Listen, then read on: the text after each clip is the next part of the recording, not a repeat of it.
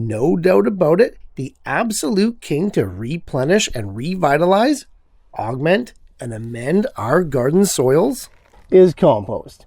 No way I'd ever dispute that or think differently. However, there is one other source of free organic nutrients in the garden that few people even know exists. Vigorous, unwanted colonizing plants, which we'll refer to as weeds, are the focus here today. A massive storage bank of free nutrients just waiting to be unlocked for us. There's no special recipe for it other than time and a little bit of patience, and all the materials that you require are a bucket and some water. Today, let's tap into that wealth of nutrition contained in all those plants in our garden that are often considered just a nuisance.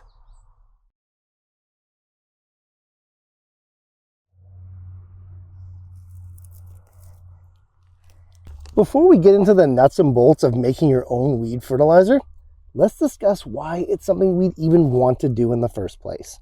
To get an idea of what makes weed fertilizer so good, we first have to take a quick look at the qualities and life strategies of the weeds themselves. Honestly, any whole plant can be used to create a decent organic fertilizer. But it's the weed plant's vigorous and colonizing nature that makes them so special. This group of plants, which comprises many different species, has a few unique traits that others simply don't. One, as colonizers, they can extract nutrients, valuable elements and compounds where other plants simply can't even live. Their ability to pull micro and macronutrition out of seemingly nothing is amazing. The other thing they can do is pull those nutrients faster, more efficiently, and in greater quantities.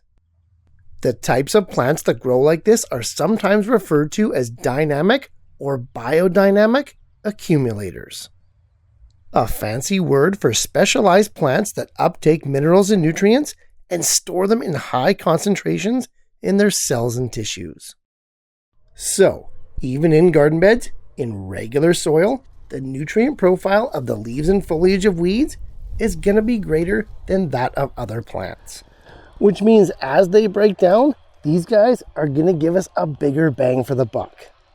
Much more so than regular plants. A more concentrated nutritional profile, often consisting of a greater range of nutrients as well. Pretty amazing stuff.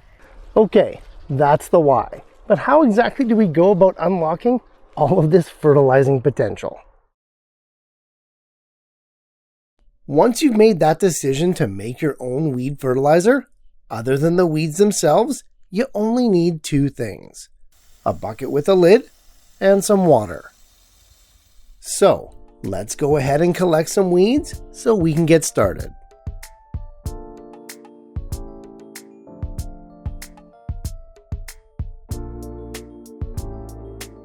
If possible, I always try to collect an assortment of weeds.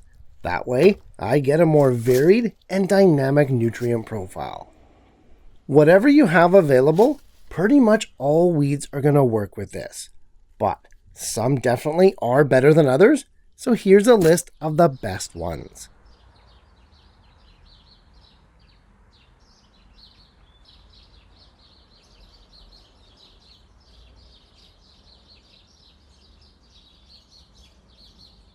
Okay, with our weeds all collected, it's time to stuff them into the bucket.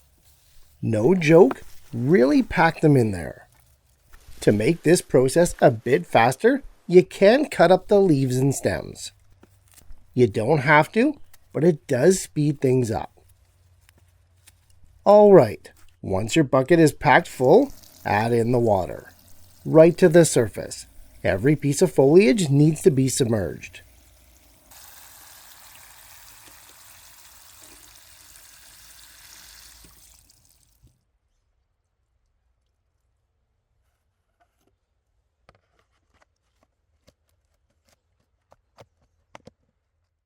Good stuff. Pop on that lid, and now we wait. The goal here is to completely ferment and break down all that plant material. Longer is better, but 6 weeks does appear to be the minimum. Keep that lid firmly on, as we want this process to turn anaerobic, and pretty quickly, you're not going to want to be dealing with that smell. After a month and a half or so, our weed fertilizer is ready to use. Now, there could be some plant material left over, as well as some seeds, so let's go ahead and strain it first. Some of the anaerobic smell may still linger, but not nearly as bad as those first couple of weeks. For application, this stuff's pretty safe at any concentration. However, I firmly believe that we gardeners are often overfeeding our plants.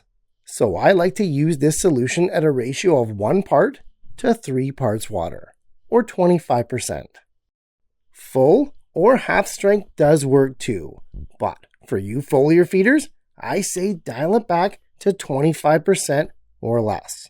I've never burnt the leaves with this stuff, but why risk it? This weed fertilizer is going to work at all stages of your crop's life cycle and should be a completely balanced blend. It truly is awesome.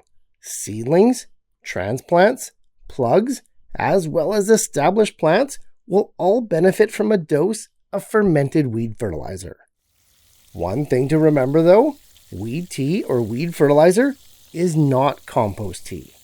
On the one hand, compost teas are activated and cultivated in a highly aerobic, oxygenated environment. Weed fertilizers, though, are made by fermentation, which is completely anaerobic. So, even though they're often lumped together, compost teas and weed fertilizers are not one and the same. Okay, that was a decent amount of info. Let's go ahead and recap the main points so that we don't forget a thing. My absolute favorite part of making a weed fertilizer is converting a nuisance chore around to one of the best free sources of organic nutrients. As vigorous colonizers with no equal, weed-type plants extract and hold onto a greater amount and array of nutrients and compounds than the average plant does. This powerhouse potential is locked up in their leaves and foliage, just waiting to be extracted. Fortunately for us growers, unlocking them is super easy. Fermentation over the course of 6 weeks or so is the method that's most effective, and it can be accomplished with just a bucket, a lid, and some water. Submerge those plants, roots and all, for about a month and a half, and you'll have the best fertilizer that money can't buy. And to step it up even more, use as many different types of weed species as possible to get the greatest array of nutrients. For application, dilute to 50 or even 25% and watch your harvests soar this summer. Our gardens are amazing systems of life and productivity. Working with instead of against them can bring that productivity to a whole new level. Hopefully today, I've sold you on the virtues of making your own weed fertilizer. And instead of being a nuisance chore, you'll see them as an added bonus. Hey, happy growing guys, and I'll see you soon. Hey, thanks so much for watching guys. I appreciate the support more than you know.